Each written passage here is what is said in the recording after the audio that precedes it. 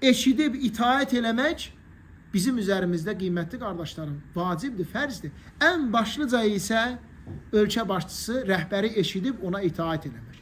Onun ətrafında cəm olub toplanmaq.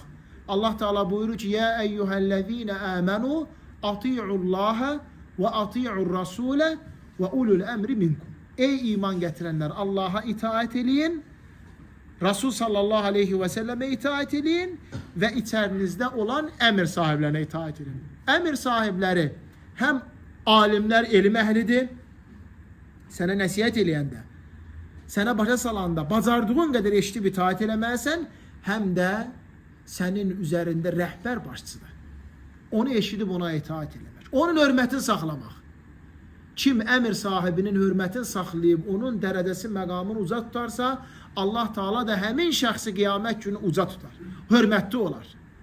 Əmir sahibini eşidib itaət eləmək, yəni onun ətrafında cəm olmaq,